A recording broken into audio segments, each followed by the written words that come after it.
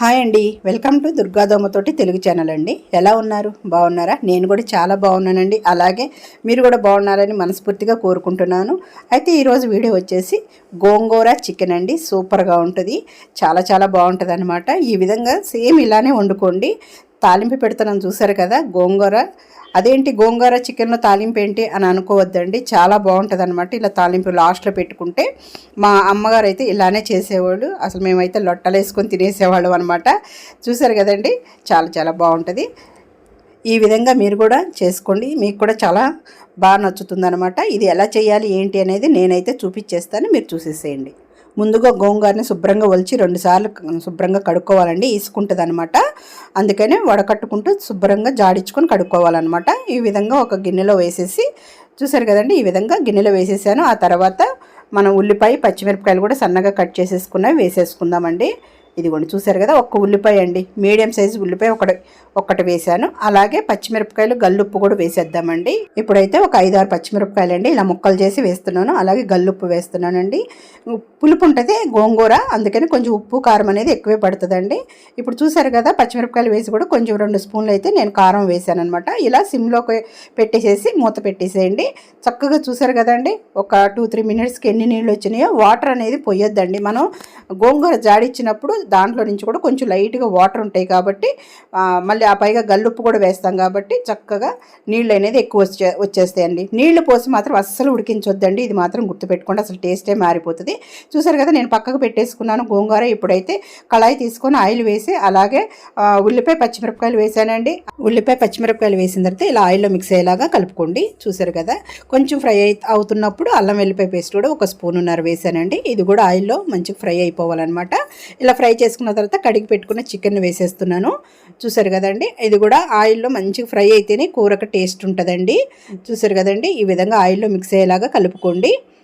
ఇదిగోండి ఈ విధంగానమాట బాగా మిక్స్ అయిపోవాలి. అలాగే పచ్చిత వాసన అంతా పోవాలన్నమాట.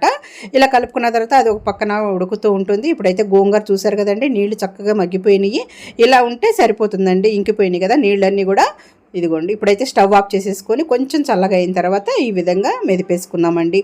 ఇదిగోండి మిక్సీలో అయితే వేయొద్దండి, ఇది కూడా ఇంపార్టెంట్. ఎట్లా మనం వాటర్ కూడా గోంగూరలో వేయకూడదు, అలాగే మిక్సీలో కూడా వేయొద్దండి, అసలు టేస్టే ఉండదనమాట. ఇలా పప్పు గుత్తుంటే పప్పు గుత్తుతో రుబ్బేసుకోండి. చూసారు కదా, ఈ విధంగా మెదిపేసుకోవాలన్నమాట. ఇదిగోండి అలా అని చికెన్ కర్రీలో గోంగూర కూడా వేయకూడదండి. మనం తినేటప్పుడు ఆకులుగా తగులుతుంది, టేస్ట్ కూడా రాదు, దాని ఫ్లేవర్ అంతా బయటికి రాదండి గోంగూరది. ఆకులుగా వేస్తే ఇట్లా ఉడకపెట్టుకుని రుబ్బుకుంటేనే మనకి చాలా టేస్టీగా ఉంటుంది అనమాట. ఇప్పుడు చూసారు కదా, చికెన్లోంచి వాటర్ వస్తున్నాయి కదా, ఈ విధంగా ఇదిగోండి ఇట్లా వాటర్ వస్తున్నాయి కదా, ఇవి కూడా వాటర్ అంతా కూడా మంచిగా ఎగిరిపోవాలన్నమాట. ఈ విధంగా ఎగిరిపోయిన తర్వాత గల్లుప్పు వేసేసుకుందామండి. మనం గోంగూరలో కూడా వేసాం కాబట్టి ఇప్పుడు కూరలో కూడా ఇది చూసుకొని వేసుకోండి. ఆ తర్వాత పసుపు కారం, మీ టేస్ట్ తగ్గట్టు పసుపు కారం కూడా వేసుకోండి. గోంగూర కొంచెం పుల్లగానే ఉంది కాబట్టి మనము కారం అనేది మనకి కొంచెం ఎక్కువే పడుతుందండి, ఉప్పు కూడా కొంచెం ఎక్కువే పడుతుంది. చూసారు కదండి, ఇలా కలిపేసేసుకొని ఉప్పు పసుపు వేసిన తర్వాత మూత పెట్టేసి సిమ్లో పెట్టేశాను. కొంచెం కారం వాసన పోయిన తర్వాత 2 టమాటాలండి, టేస్ట్ కోసమే నేను టమాటా వేస్తున్నాను.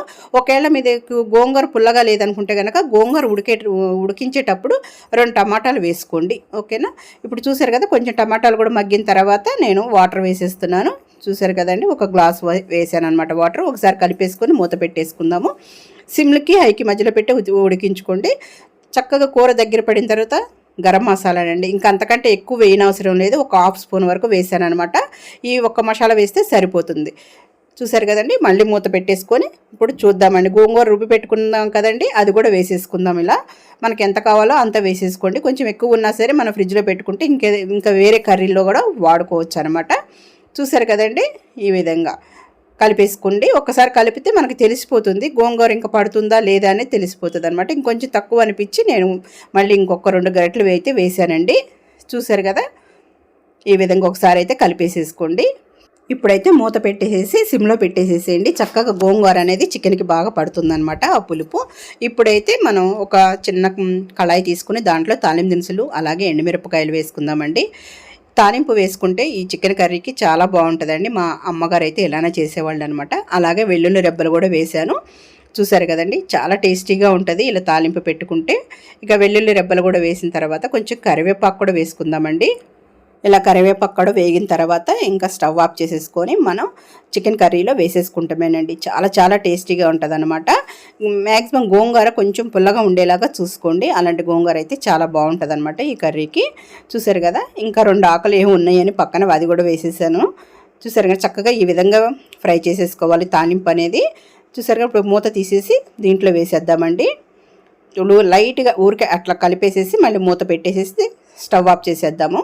చూసారు కదండి, చాలా చాలా టేస్టీగా ఉంటుంది. ఇప్పుడైతే నేను సర్వింగ్ బౌల్లోకి తీసేసుకుంటున్నానండి. మీరు ఒకసారి అయితే ఈ విధంగా చేసి మీకు ఎలా వచ్చింది ఏంటి అనేది మాత్రం నాకు కామెంట్ చేయండి. ఖచ్చితంగా మీకైతే నచ్చుతుందండి. చూసారు కదా, ఒక హాఫ్ అన్ అవర్ 1 అవర్ తర్వాత మీరు ఇది తినండి. చాలా బాగుంటుంది అనమాట. మంచిగా చికెన్ అనేది గోంగూర అనేది మనకి చికెన్ కూడా పట్టి చాలా చాలా టేస్టీగా ఉంటుందండి. ఇదేనండి ఈరోజు వీడియో. ఎలా ఉంది, మీకు నచ్చిందా? మీకు నచ్చినట్టయితే నా ఛానల్ సబ్స్క్రైబ్ చేసుకోండి, లైక్ చేయండి, షేర్ చేయండి. అలాగే మీ మంచి మంచి కామెంట్స్ని కూడా తెలియజేయండి.